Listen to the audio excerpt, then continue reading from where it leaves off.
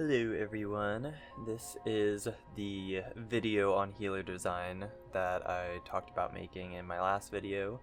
I do believe that there is supposed to be a new balance patch that should go live in the Chinese server this week, there were some updates from what I'm aware.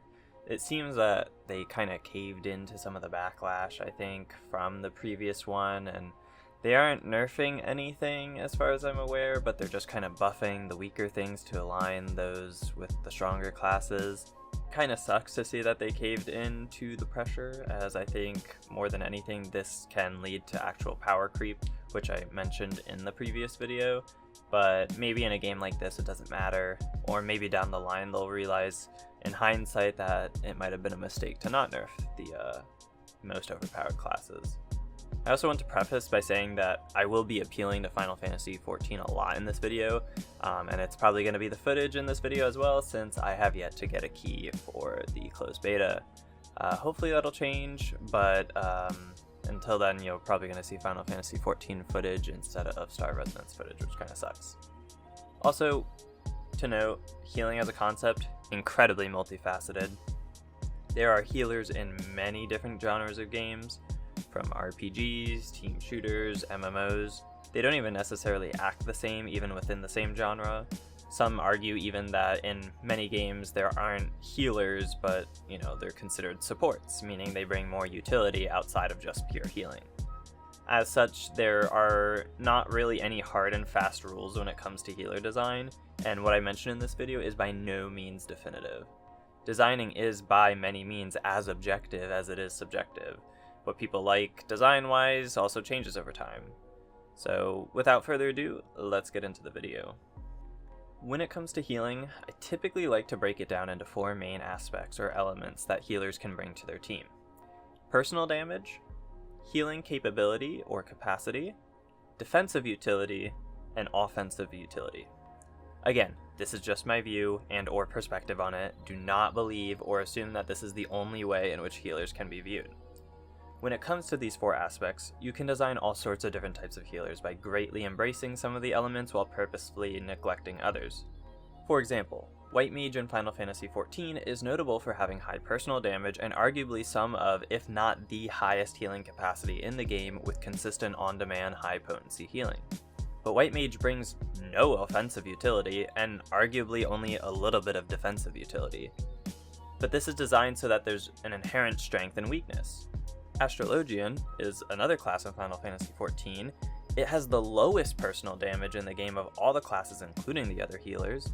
Its healing capability is good, but not always as easy as some of the other high potency healing that White Mage has. Because in Astrologian's case, you have to set up or plan for or around the fight for it to be effective. But Astrologian has incredible offensive utility for the party, as well as more defensive utility compared to its White Mage counterpart. As a result, both healer designs have their strengths and weaknesses, and both can offer differing playstyles or appeal to different types of players. Do you want to be able to strengthen your team and plan powerful heals around specific mechanics, or do you want more personal damage and highly flexible and consistent burst healing? The choice is yours. Looking at Star Resonance, however, we notice some interesting choice options when it comes to their healer design. The notable example and crux of the entire video is on Verdant Oracle, with its two subclasses, Thornlash and Healing Style. When viewing these through the lens of the four aspects of healers, we see that for Healing Style, they have what I believe is the lowest personal damage output in the game, incredibly high healing output, I believe it's actually the highest of all the healer subclasses, some decent consistent offensive utility for the party, not as much necessarily a soul musician, but certainly more than Oracle's Thornlash subclass, and even some decent defensive utility. Meaning, of the four attributes of a healer, Oracle's Healing Style does really well in one of them, decent in two of them, and not so great in one of them. But this is totally fine, and this design isn't necessarily flawed as a result. Its clear weakness is that it isn't able to provide any notable personal damage, but makes up for it with incredibly high healing output and decent utility both offensively and defensively. However, let's look at Thornlash Style. Thornlash does have higher personal damage than Healing Style, but as many people have mentioned, it's not really that noticeable, certainly not when compared to Soul Musician's equivalent DPS-focused subclass, which actually outdamages even the tanks. So Thornlash personal DPS, while better, is still not really much, but I'll give it the benefit of the doubt and say it's decent.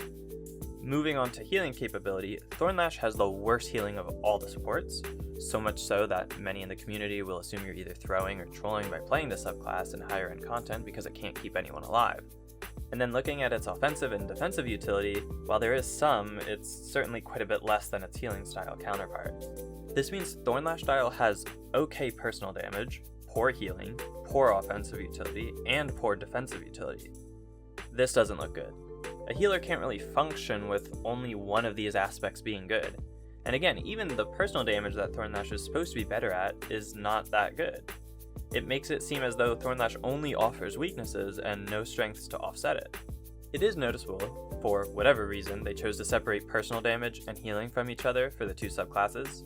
In Final Fantasy XIV, usually it's the utility that is separated from the personal damage. As referenced earlier, White Mage actually has high personal damage and healing, comparative to the utility healers like Astrologian or Scholar.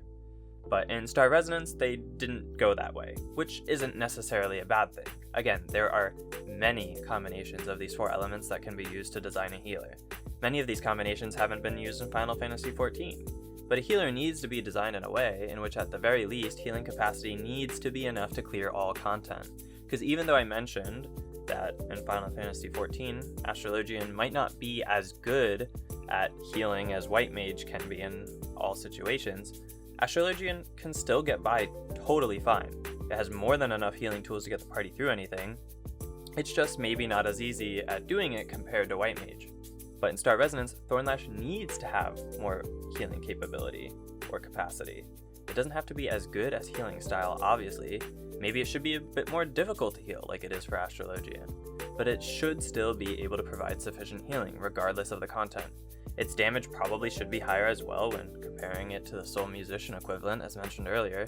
And finally, if healing style is going to bring more offensive utility, then maybe Thornlash should actually provide more defensive utility, as that would allow Thornlash to potentially not even need to heal as much due to reducing the damage the party takes during crucial moments in the fight.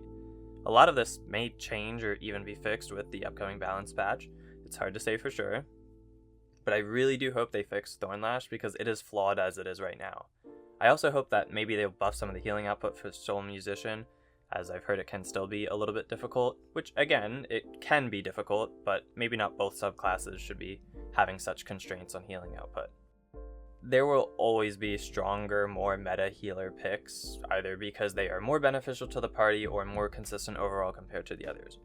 I'm not worried about that right now, as that's a balanced battle that will be fought for the eternity of a game's life cycle.